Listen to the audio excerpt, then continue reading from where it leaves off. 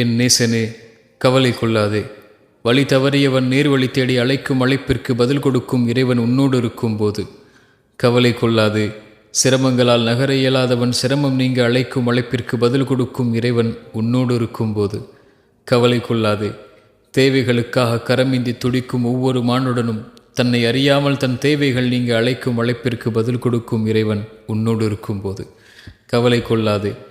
நம்பிக்கை கொள்ள எவரும் இல்லாது நம்பிக்கை இழந்து வாழும் மனிதன் மீண்டும் நம்பிக்கை பெற அழைக்கும் அழைப்பிற்கு பதில் கொடுக்கும் இறைவன் உன்னோடு இருக்கும்போது என் நேசனே, உன் உள்ளம் உடைந்திருப்பதை அறிகிறேன்.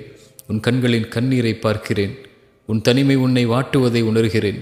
வழி பிறக்காதா என்று தவிக்கும் தவிப்பை அறிகின்றேன். கவலை கொள்ளாதே, இறைவன் நம்மோடு இருக்கிறான். இது மந்திர சொல். தூதரின் தோழர் தூதரிடத்தில் கூறியதை இறைவன் நமக்கு சொல்கின்றான்.